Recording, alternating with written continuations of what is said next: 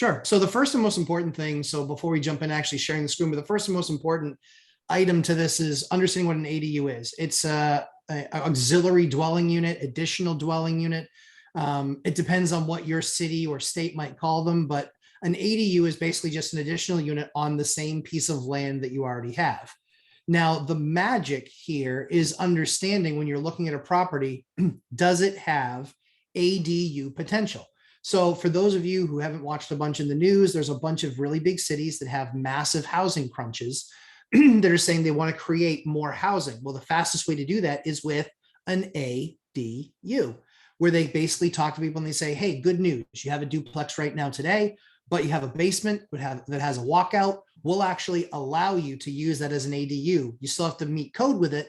However, we'll allow that now to become a dwelling unit. Well, talk about an absolute jackpot and like winning a lottery ticket, right? You own a $1.5 million house in downtown Boston. It's already a duplex. And they say, hey, good news, we'll let you do an ADU. To fix up or create an ADU in an existing basement might be 75,000, maybe 100,000 bucks. You're going to get $4,000 a month in rent for it, or $3,000 a month in rent for it. Like the return on capital is crazy. So the thing with ADUs outside of cities is having a lot with a given house. And in a particular town that we're going to take you guys through, we've actually already kind of done the research. This is actually the process that I go through manually, which is I actually look for any property that's listed. I look specifically for a few different things. The first and most important thing that you have to find is you must find the zoning ordinance document for your city. Now, don't be surprised if it's 150 plus pages. They almost always are. They're massive. I don't think Ariel believed me when I was telling her this is going to be a massive file. It was 168 pages. The good news is they actually use technology at least a little bit, and they use PDF Adobe, so you can actually click on something and it can take you to the right page, which is, thank God that's actually there. But we'll actually take you to one. So we'll show people that first, I think. Let me just do that real quick. Screen share. Yeah, and I was actually going through foreclosure documents the other day, and those were not PDF searchable, which was isn't that fun? Yeah. Yeah. So you're dead on. So that's one of the cool things about this is, let me see if I can, here we go. Yeah, so we'll go here. So if you guys look at this document, super fun, lots of lovely midnight reading, like total blast to go through. Who wouldn't have fun reading this document? Me. But as you roll through it, what's actually really cool is here's all the table of contents. As you see, 168 plus page document. What's really neat about this is that the thing that you're looking for is this. Most importantly, you're looking for districts. Here's all the districts that reside in this city. Now, the challenge is in understanding when a property comes to market, how is it zoned? We'll cover that in just a second on the Zillow side, but you basically are looking for how something is zoned. These zones will tell you what it will allow for. So in this particular city, residential duplex R2, residential multifamily R3, and residential duplex R-2A. These are the three zones in the city that actually allow for a true ADU. What's cool is just scroll down just a little bit and you'll see right here, here's the purpose of the districts. So again, step one is getting that awesome zoning ordinance document. Number two, it's understanding what the zone districts are.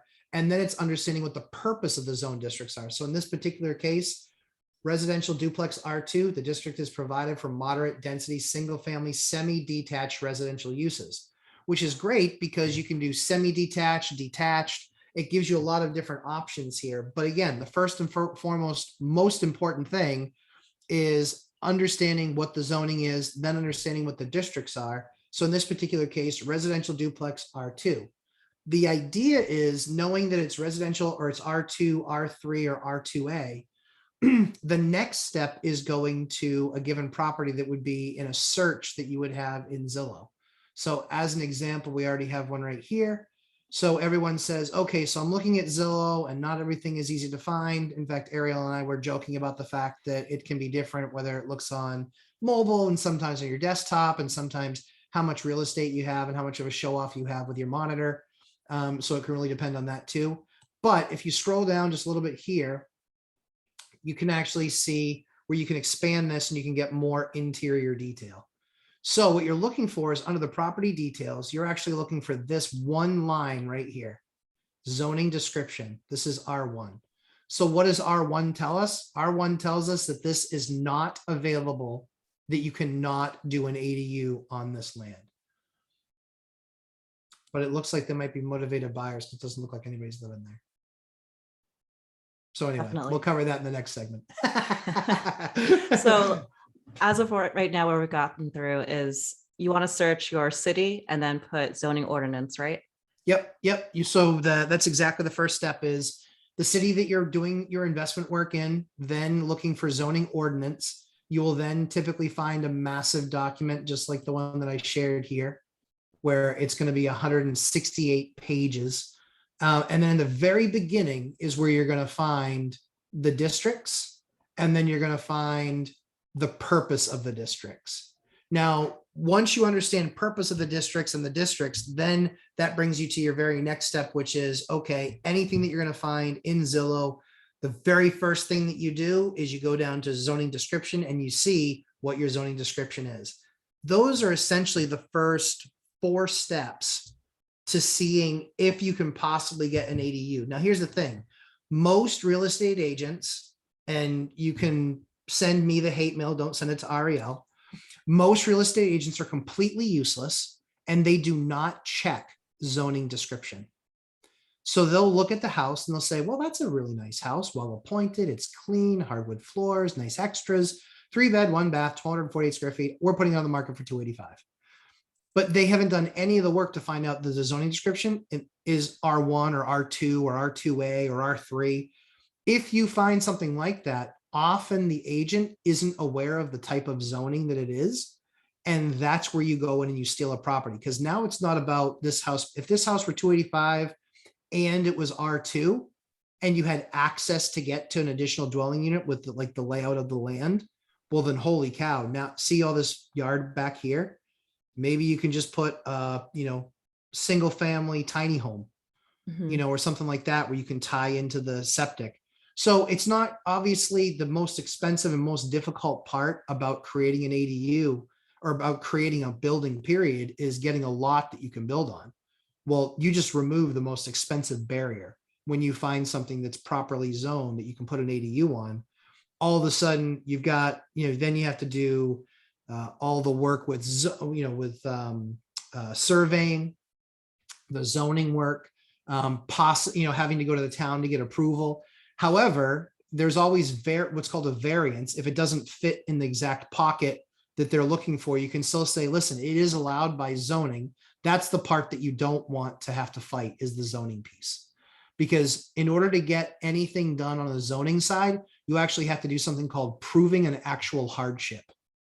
They don't care if you say, they don't care if you want to say, I want to make more money with my property. They don't care. That's not a hardship. They say, no, you have to show me a hardship. So a hardship, as you can imagine, is extremely hard to prove. So the most important thing is making sure out of the gate that you have that R2 or R2A or R3 zoning, like for this particular town. That's the most important thing by far. And then when you do that, you're then setting yourself up to then, okay, now we can get it surveyed. Now we can get specific lot setback adjustments. That's what the survey company handles. Typical survey cost is between $4,000 and $5,000 all in. And that usually includes the cost of the survey, the cost of them attending the public hearings, them writing the document for the city to read, them actually, creating the lot plan of this is what the layout is going to look like. So you're typically $4,000 or $5,000, but then you're building. And like I said, in a lot of cases, if it's like a tinier home or a 1-bedroom home or a whatever you decide to build in that ADU, now you're talking about something that you can usually build for around 100 grand, maybe a little bit more, but is going to have, depending on the area that you're in, could have this massive return on capital. If you can build something for 100 or so with existing land, now you're talking about $1,400-$1,500 a month is what you're going to make on that thing. Yeah, which gross. Yeah, incredible. As we were just speaking about beforehand, just getting a lot on its own by itself. Yep, is such a cost. But if you can actually have it within already having a property on it and being able to add more to it, it's just so much more opportunity there.